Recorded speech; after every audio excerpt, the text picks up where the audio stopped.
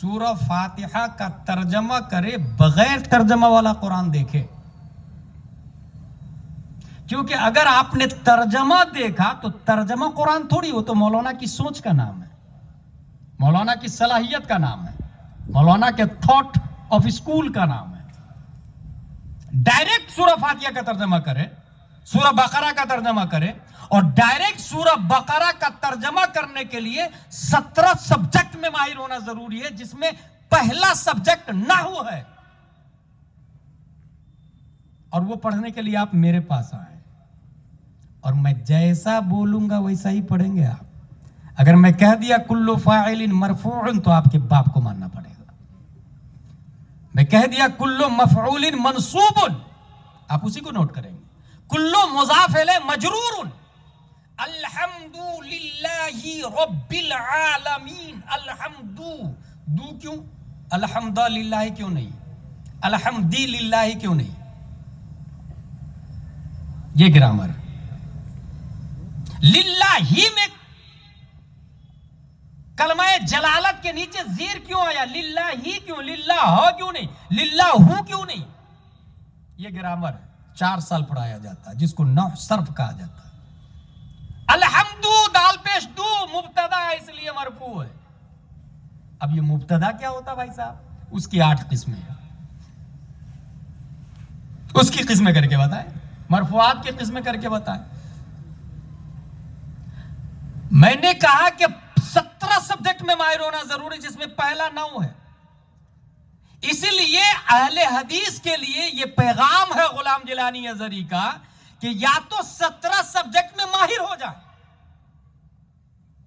آپ خود سے مجتہد بن جائے نا، مت کرے کسی کی تقلید. امام شافعی 17 سبجیکٹ میں ماہر تھے، کسی کی تقلید نہیں کرتے تھے. امام مالک 17 سبجیکٹ میں ماہر تھے، کسی کی تقلید نہیں کرتے تھے. امام احمد بن حنبل 17 سبجیکٹ میں ماہر تھے، کسی کی تقلید نہیں کرتے تھے. امام اعظم 17 سبجیکٹ میں ماہر تھے، کسی کی تقلید نہیں کرتے تھے، ڈائریکٹ قرآن و حدیث سے مسئلہ کو نکالتے تھے. لیکن اعلیٰ حضرت غوث اعظم خواجہ غریب نواز، انہوں نے یہ دیکھا کہ یہ لوگ مجتہد مطلق ہیں. ہم لوگوں کے لیے یہ درس ہے کہ جس طرح ندی سامنے ہے، کشتی جا رہی ہے، اگر تیرنا آتا ہے تو مت بیٹھے کشتی پر، تیر کے پار کر لے. اور تیرنا نہیں آتا ہے تو پھر لامحالہ کشتی پہ بیٹھنا پڑے گا. کشتی پہ بھی نہیں بیٹھے اور تیرنا بھی نہیں آتا تو بھائی صاحب اس پار تھوڑے جائیں گے، آپ بیچ ہی میں رہ جائیں گے. ہم میں جن لوگوں کو تیرنا آتا تھا وہ امام اعظم ہے، امام مالک ہے، امام شافعی ہے، امام احمد بن حنبل ہے. جن کو تیرنا نہیں آتا، دیکھا امام اعظم کی کشتی جا رہی ہے، ہم بھی جا کے اس کے اوپر بیٹھ جاتے ہیں. اہل سنت کا ہے بیڑا پار، اصحاب حضور. اس وقت جتنے اہل حدیث اور چکرالوی ہیں،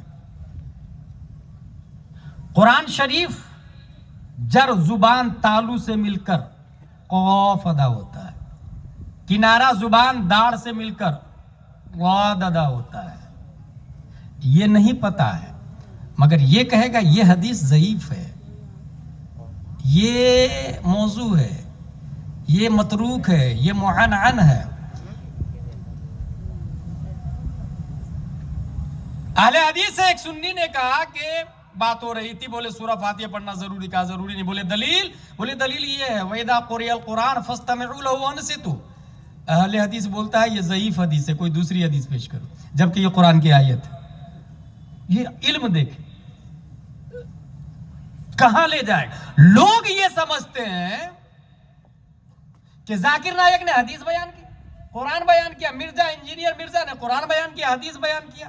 میرے بھائی، اس نے جو عربی میں پڑھا وہ حدیث ہے، لیکن آپ کو جو سمجھایا وہ حدیث نہیں ہے، وہ تو اس کی سوچ کا نام ہے. اوریجنل ٹیکسٹ جو آتا عربی والا اس نے پڑھا، لیکن جو سمجھا رہا ہے وہ حدیث نہیں ہے. سمجھا تو اپنے من کی بات رہا ہو، اس لیے وہ بولتا سنی بھی غلط، دیوبندی بھی غلط. میں کہتا ہوں دونوں کو چھوڑو، میری بات مانو. میں نے بھی ایک کلپ سنی, اور یہ کلپ اس لیے سنی کہ کھنڈوا کا ایک نیتا مجھ کو بولا, انجینئر مرزا کے فین فالوئنگ کو دیکھا ہے آپ نے, لاکھوں کی تعداد میں, اس کا مطلب وہ حق ہے. میں نے کہا ڈونلڈ ٹرمپ سے زیادہ ہے کیا؟ بالی ووڈ, ہالی ووڈ, ٹرالی ووڈ کے ایکٹرز اور ایکٹریس سے زیادہ ہے کیا اس کے فین فالوئنگ؟ فین کثرت سے ہونا, فالوورز کثرت سے ہونا, یہ اسلام کی کسی زمانے میں پہچان نہیں رہی ہے, چاہے وہ جنگ بدر ہو یا کربلا کی تاریخ ہو. کیا بات ہے, سبحان اللہ. اچھا یہ فین بڑھتے کیسے ہیں وہ بتا دوں میں آپ کو, بہت آسان طریقے